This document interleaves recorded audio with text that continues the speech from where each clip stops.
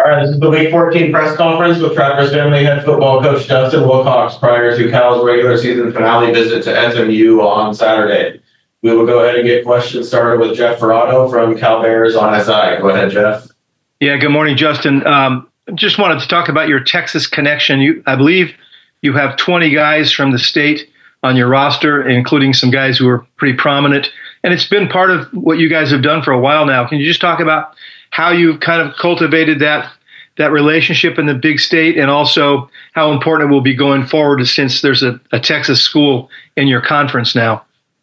Yeah, we've had some real good success with guys from Texas coming out here. The state of Texas gets recruited heavily by most everybody, and there's good reason for that. It's, the population base. There's a lot of really good football there. Obviously, we want to start here in California and go from here. But Texas has been good, and we've had, as you mentioned, a number of prominent players, and we've had coaches with some connections there, and we're going to continue to recruit Texas.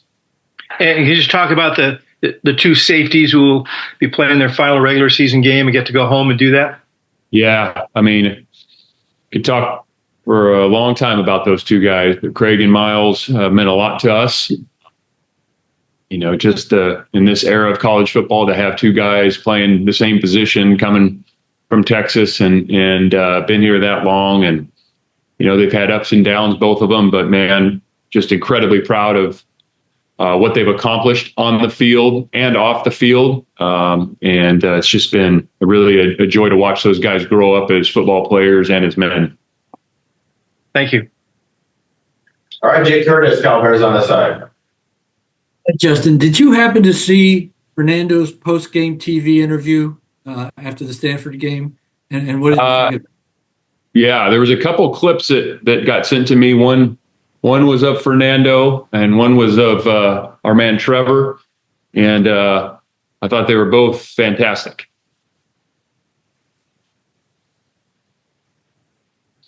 All right, we'll go to Steve Croner, SF Chronicle. Justin, first injury, particularly in your linebacker room, and any update on Kedu Luave? And it looked like Ryan McCullough might have gotten hurt on that last sack. And so what's the update on him as well? Ryan's going to be fine. Cade is day to day at this point. He's still working through it. Cade's a really tough guy. It's just a nagging injury that he's dealing with, and really just trying to look for improvement each and every day. And he's fighting like crazy to get out there and play again. And a bigger picture one, you mentioned after the game that all wins theoretically are the same, but they don't feel the same. So this is a one that obviously felt great for you guys, and I'm sure you've enjoyed the past 72 hours. But you got a really tough game this Saturday. And we talked about maybe after the Miami game, how tough is it to get over a tough loss? How tough is it to put an exciting, gratifying win behind you when you've got such a formidable opponent ahead of you? Yeah, you really want to carry that emotion and that momentum into Monday's meeting, Monday's practice, which I think the guys did a great job of. And I would say it's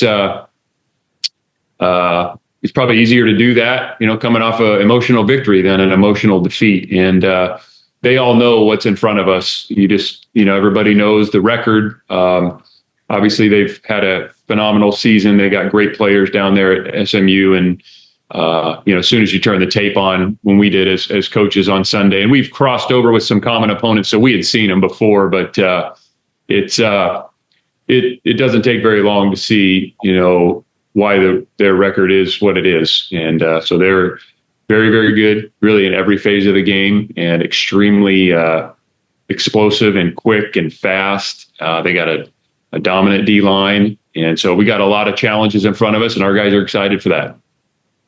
Thank you. All right, we'll go to Ron Freitchek from the SF Chronicle. Morning, Justin. Thanks for taking the time. Obviously, you have one game left, but I'm curious how you reflect or view the first season in the ACC. Obviously, there was a lot of curiosity coming in, what it would be like for you and Stanford, West Coast teams. So how do you sort of reflect what the experience has been like, not just the travel, but the level of competition, just kind of the vibe in the ACC compared to what you're used to from the old Pac-12. Yep. There's great football. There's some fantastic players and teams. Really good coaching. But the travel obviously is a bit different. Our administration and operations team did an amazing job in setting that travel up, and we took advantage of the travel, and we'll do it again. Just going out 2 days early and spending time together as a team. I thought our team handled it very, very well. And the ACC has had a lot of close games. There's a lot of teams from top to bottom that are, really well coached and have good players. And there's a lot of tight games. And I don't know exactly what the stats are currently, but I know a couple of weeks ago when you looked at league play, the number of one-score games was pretty fascinating, just how close those games are. And so it's been an honor to be a part of it. I think some of those games didn't go the way we wanted them to go, but really appreciate the work that was put in by our administration to help us facilitate the travel and get a chance to go to some new venues and have some new teams play here in Memorial Stadium. If I guess one quick follow-up, how sort of fresh or exhilarating were those new venues to play at Florida State, to play at Wake Forest and Pitt, and how, having been through it once, how much will that help next season as you experience it again?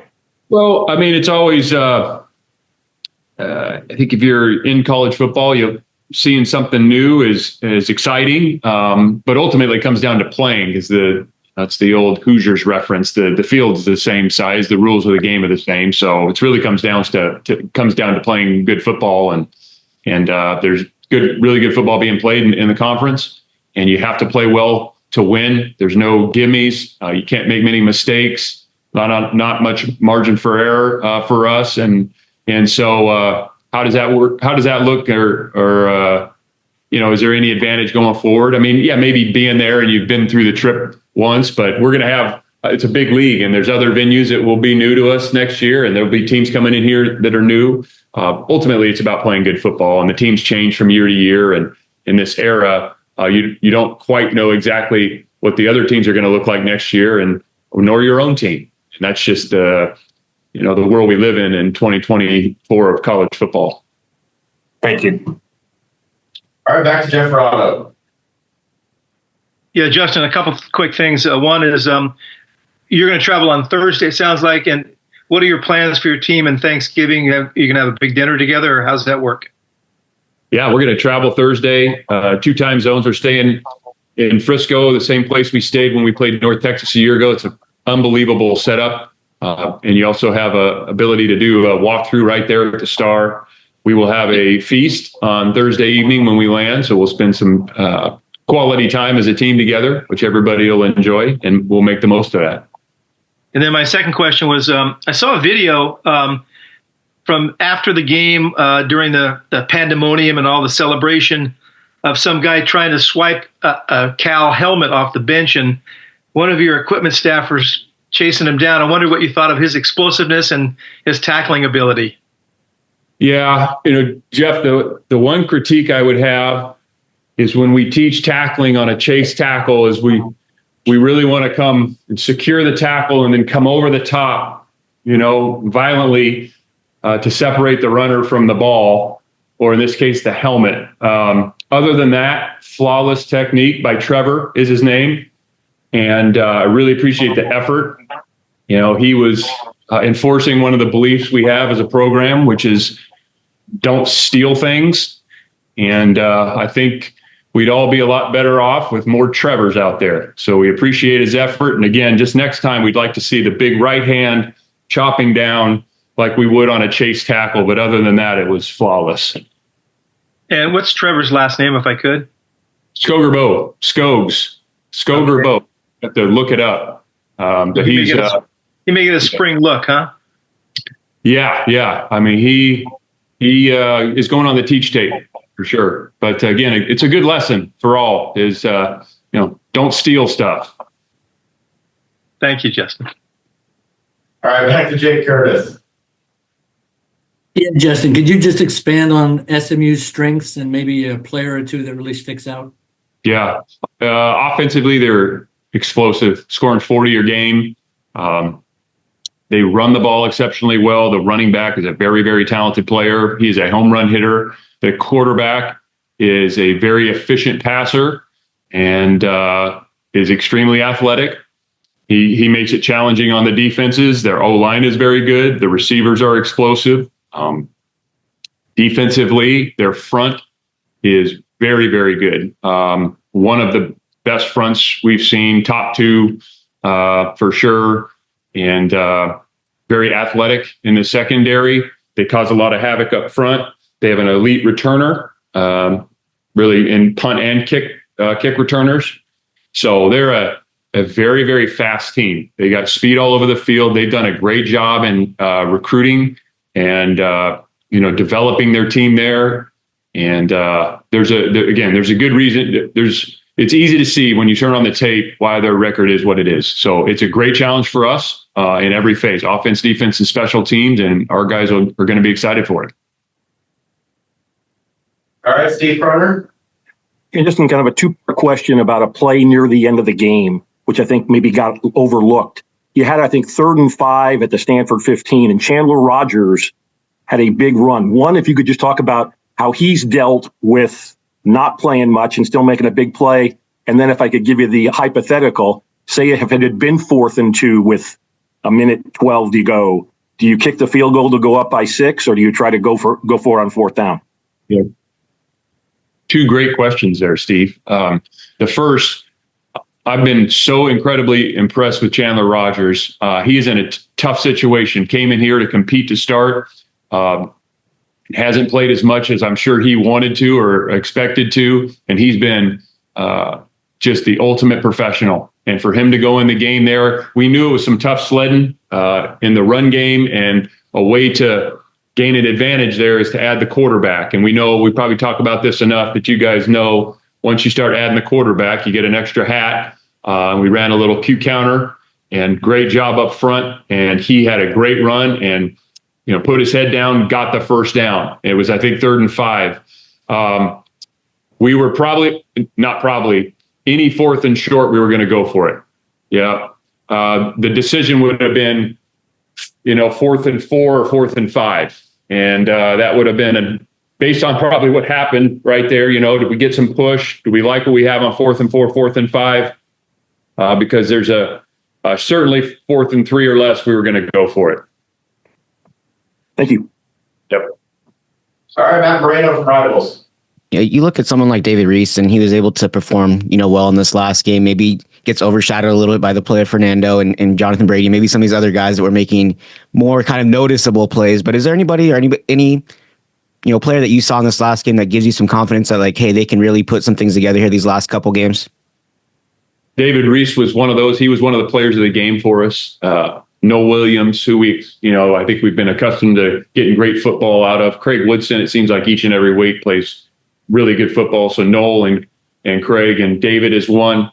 But I thought, it was great to see JB step up, and that receiver room kind of been rotation of who's having the big day. And it was great to see him make 2 critical plays, and not that some other guys didn't, but David had some really good plays. I thought the D-line, especially from the second quarter on, there's some guys that really showed up. X made some key plays. We had the series to me that really swung the momentum was after we fumbled the kickoff, is we got 3 stops and then forced the field goal, which was a muff field goal attempt. So there was no scoring there. And on that series, the first play of the series on 1st and 10, Stanley McKenzie, who doesn't play a ton, but gets some valuable reps. And he went in there and 2-gap the center, makes a tackle for 1.5, 2 yards, him and Craig, I believe. So then it's 2nd and 8, and then Liam pulls the quarterback up. They have to throw it away, 3rd and 8. Craig Woodson, there's a catch tackle, incomplete. And then they have the issue on the field goal attempt. And then we go down and get a field goal. Lachlan Wilson on that field goal we connected on from 46. Coe did a great job. Protection did a great job. Lachlan Wilson, the holder, makes a great hold, because it was Birdman, who's usually throws strikes. It wasn't his best snap. And Lachlan, who punted really well, but got that ball down and we kicked it through. And that was a huge play in the game. So that swing right there, to me, with some guys that maybe don't get as much credit as they should, was key in winning that game. And it feels like every coach, it's always the mantra is like, it takes everybody. And you have talked about, this season, like one play here or there could change things. How important is it kind of have like a tangible, evidence of like, hey, if we all do our jobs, this is kind of the end result? Yeah. And I think the players understand that. They know it. That's what we talk about on Mondays. We emphasize that week in and week out. And this past week, we showed the things that were the difference in the game and those plays that we're talking about. And then the stat sheet, it shows up, Stanley had a tackle or a half a tackle, but that moment was so critical. And then Lachlan getting the ball down, so we kick it through. I mean, that's the difference between winning and losing. And those are the things. I know, obviously, the last two drives and the 98-yard drive and Fernando and JB connecting on the touchdown are obvious, but there's so many plays that can turn the tide of a game. And you always have to be under the assumption as a player that it's the next play that you play is going to be the one that changes the game. Thanks, Coach. All right, last question for Jeff Ferraro.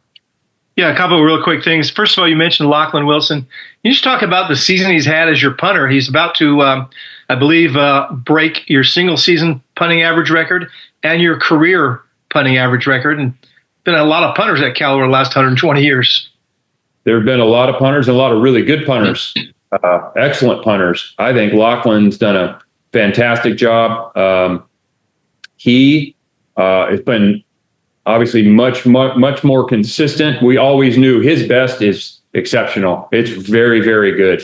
And he's done a great job of grooving the ball and for the most part, putting it right where it needs to be. He hit the ball really well last week. Our special teams staff, Vic Soto, who is our special teams coordinator, Ryan Longwell, who works with the specialists, Frizz, who assists that group as well. Those guys have done an awesome job with that crew. And it's great to see Lachlan, on the verge of breaking those records because he's put in a lot of work and he's a very talented guy. And, again, that starting field position, moving them back and pinning them at times this season has been really, really big for us, and really proud of him and excited for him to hopefully set some of those records.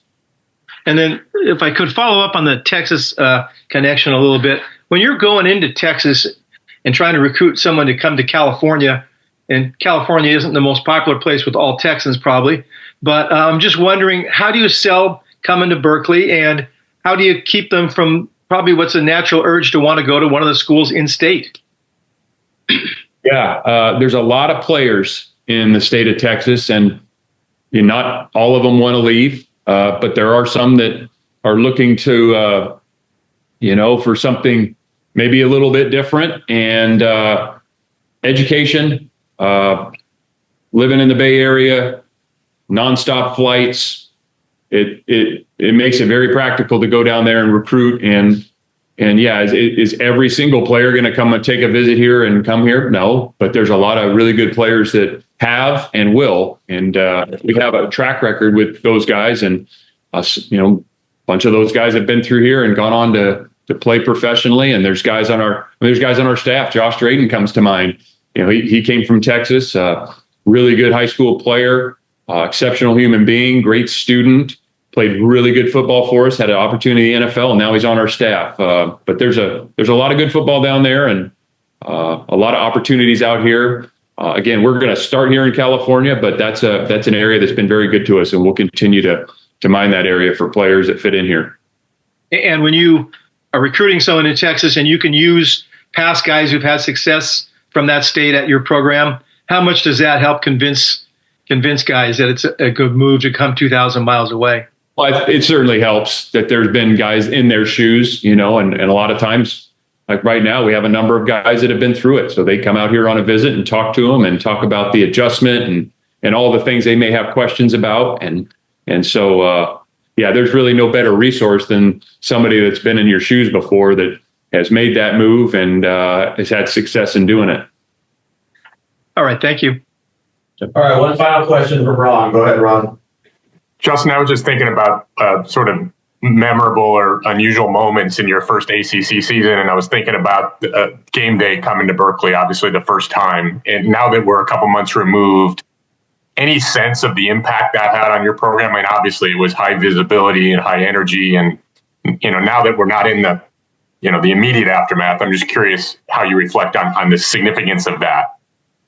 Well, just how much passion there is here. And it's a big school. We know that. It's a great academic institution, but, smart people love football too.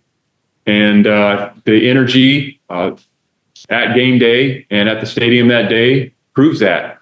So it was great to see all those folks out and, having game day here and some of the, Marshawn being there was awesome, but just for the campus to see, for the campus community to feel that and how important that is, that energy, that passion, and that there's a lot of people here that really do care and love football and are passionate about it. And it was obvious when game day came to town. Do you have any sense yet of how much, if at all, that helped recruiting? I mean, you would think logically it would. Yeah, I mean, when you turn it on and people turn on game day every Saturday morning, and there's, I don't know how many thousands of people. What was the count? I don't know if we have a count on that, but it's one of the most crowded game days that they've had, and right here on our campus in an unbelievable setting. And so I think it just again proves the point that there's a lot of passionate people here. They love football, and yeah, you can love football and also get a great education at the same time.